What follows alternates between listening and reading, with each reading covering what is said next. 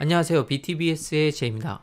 오늘은 지난번 라이브 방송에서 설명해드린 해외 부동산 취득에 대해서 다시 한번 정리해 보겠습니다.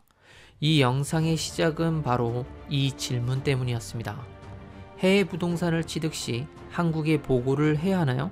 이 질문을 다시 풀어보면 캐나다에 집을 샀는데 이를 꼭 한국 정부에 알려줘야 하는 건가요?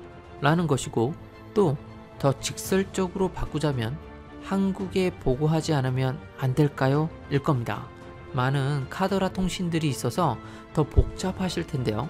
제가 BTBS 방식으로 한번 깊게 찾아봤습니다. 캐나다에 집을 살 계획이 있는 분들은 반드시 이 영상을 끝까지 보시기 바랍니다. 몰라서 못했다고 해도 페널티가 최대 1억까지 부과될 수 있으니까요. 그럼 시작해 보겠습니다. 우선 전 세무사가 아님을 미리 밝힙니다. 캐나다에 집을 샀다고 한국에 보고를 한 사람을 본 적이 없다. 이런 경우를 들어본 적이 없다. 문제가 된 사람을 못 봤다. 등등 카더라 통신은 카더라 정도로만 이해해야 합니다.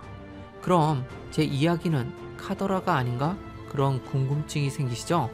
제 채널을 아시는 분은 이미 아시겠지만 BTBS는 최대한 공식적으로 제공되는 정보만을 기반으로 여러분들에게 정확한 내용을 공유해드리고 있습니다.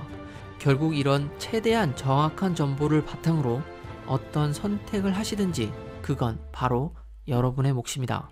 해외 부동산 신고 관련해서 뉴스를 한번 찾아보면 대부분 내용이 비슷합니다. 중요 내용은 3가지 정도입니다. 한국 정부 2020년부터 2억 원 이상의 매매 시 신고, 그리고 영주권자들 포함한 한국 국적자 처분 단계까지 확대. 이와 관련된 정보는 여러 매체에서 쉽게 찾아볼 수 있습니다. 그런데 뉴스라고 해서 믿을 수 있을까요? 이건 예전에 영상으로도 공유드렸던 BC주 외국인세 관련된 뉴스인데요. 내용인즉 워킹 비자를 가진 사람이 집을 사게 되면 그 비싼 외국인세를 돌려준다는 것이었습니다. 당시 해당 뉴스가 엄청나게 많이 쏟아졌고 지금도 아주 쉽게 찾아볼 수 있죠. 그런데 제가 BC주 홈페이지에서 이런 내용을 찾지 못해서 BC주 관련 부서에 전화를 해본 결과 단 한 번도 법에 저런 내용이 포함된 적이 없다라고 합니다. 어디가 이 뉴스의 소스인가를 찾아보았더니 당시 BC주 시장이 저런 이야기를 했다더군요. 아무 근거도 없이 말이죠. 결국 이 많은 뉴스는 모두 가짜 내용이 되어버렸습니다. 그래서 전 뉴스 확인 작업을 한번 들어가 보려고 합니다. 좀 더 정확하게 우리가 짚어봐야 할 건 이 3가지가 될 것 같습니다. 2억 원 이상 해외 부동산 취득 시 보고를 해야 하는지, 실제 거주할 해외 부동산은 제외되는지, 영주권자도 이 보고 대상에 포함이 되는지입니다. 대부분 미디어에서 근거로 들고 있는 기준은 바로 2018년도 세법 개정안의 역외 탈세 방지 부분입니다. 그래서 제가 이 세법을 한번 찾아봤습니다. 여기에서 챕터 3의 2번이 저희가 찾는 그 내용인 것 같습니다. 개정안의 내용을 보니 첫 번째 질문에 대한 근거를 찾았습니다. 해외 부동산 신고 대상 조정 및 미신고 시 제재 강화라는 제목이 말해주듯이 지금까지 잘 안 하던 해외 부동산 취득 시 보고를 하도록 법이 강화되었다는 내용이죠. 2억 원 이상의 해외 부동산 취득, 투자, 운영, 처분 시 보고를 해야 하고 미신고 시 과태료는 10% 최대 1억 원입니다. 그리고 적용 시기도 나와 있습니다. 신고 대상 조정은 2019년부터, 과태료 인상 및 조정은 2020년부터 적용이 된다고 합니다. 이것으로 첫 번째 질문은 해결이 되었습니다. 그리고 여기에 눈여겨봐야 할 부분이 하나 더 있습니다. 바로 자금 출처 소명 의무가 생겼다는 거죠. 이제는 나라에서 의심이 되는 사람의 자금 출처를 직접 캐는 것이 아니라 그 사람에게 직접 소명을 할 수 있게끔 기회를 줍니다. 90일 안에 꼭 소명을 해야 하죠. 소명을 안 하거나 거짓으로 소명을 하면 과태료가 20%나 됩니다. 그런데 이 부분에 대해서는 과태료의 한도가 안 보입니다. 따라서 아마도 소명할 금액이 10억 원이면 2억 원을 과태료로 내야 할 수도 있습니다.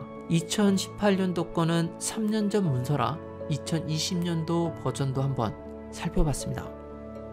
이 부분이 신설이 되었습니다. 그런데 이 부분은 해외 현지 법인에 대한 자료 제출의 의무 부분이라서 개인에게는 크게 영향이 없을 것 같아서 그냥 패스하겠습니다.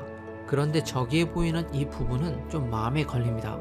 왜냐하면 문서를 볼 때마다 꼭 저 부분이 저렇게 다 써있기 때문이죠. 그래서 뭔가 중요한 것이 아닐까 해서 제가 찾아봤습니다. 외국환 거래법 3조 1항 18, 19호입니다. 여기에는 해외 직접 투자와 자본 거래에 대한 범위가 정해져 있는데요.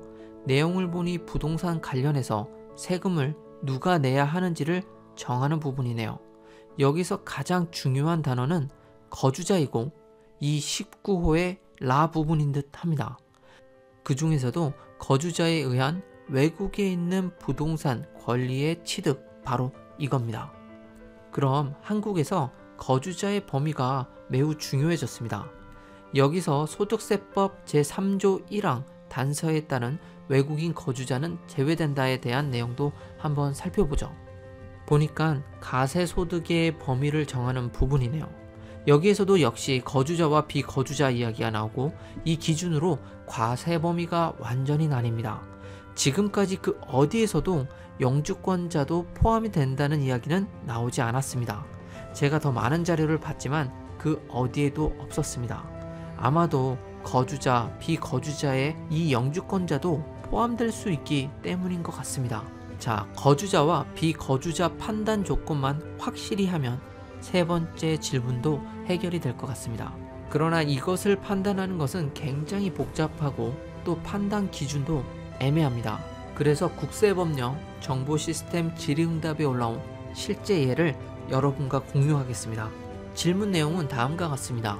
가족 모두가 1999년 9월 미국으로 박사학위를 위하여 유학을 떠났으며 2005년 2월 한국으로 귀국하여 현재까지 거주하고 있습니다. 미국 유학 중에도 한국에 주민등록이 되어 있는 상태이며 미국에서 영주권 신청이나 직장을 가진 것도 아닌데 유학 중 기간은 비거주자로 분류가 될까요? 이에 대한 답변은 이러했습니다. 본인 및 세대원 전체가 국외로 출국한 경우로서 국내에 생계를 같이 하는 가족이 없고 그 직업 및 자산 상태에 비추어 국내에 다시 입국하여 주로 국내에 거주하리라 인정되지 아니하는 경우에는 국내에 다수의 부동산을 보유하고 있다 하더라도 비거주자로 보는 것입니다. 즉 비거주자라고 얘기하는 거죠. 그런데 그 이유가 세대원 전체가 국외로 출국했기 때문입니다. 그러나 소득세법 기본 통칙 1에서 4를 보면 국내에 가족 및 자산의 유무 등과 관련하여 생활의 근거가 국내에 있는 것으로 보일 때에는 거주자라고 본다 라고 되어 있습니다. 그러니까 기러기 가족인 경우 판단이 애매하게 됩니다. 캐나다에 아이들과 아내가 생활을 하고 있더라도 한국에 아내의 주소지가 있고 남편이 있고 자산이 있기 때문에 한국에서 볼 때 이 가족 구성원 모두 한국 거주자라고 판단할 수도 있는 가능성이 있는 겁니다. 이 정보에 근거하여 영주권자도 한국 거주자로 판단이 된다면 반드시 해외 부동산, 즉 자신이 살고 있는 캐나다에 집을 살 경우 한국에 보고를 해야 할 것으로 보입니다. 자, 세 번째 질문에 대한 답도 어느 정도 나왔습니다. 그럼 마지막 두 번째 질문에 대한 답을 찾아보겠습니다. 이것은 외국환 거래 위반 사례집 2019년도 버전의 답이 나와 있더군요. 주거 이외 목적으로 부동산을 취득하는 경우 또는 거주자 본인, 배우자를 포함하여 해외에서 체재할 목적으로 주택을 취득하는 경우 임차 보증금이 미화 1만 불을 초과하는 부동산의 임대차의 경우는 신고를 해야 한다라고 되어 있습니다. 결론입니다. 2억 이상의 해외 부동산 취득 시 보고를 해야 할까요?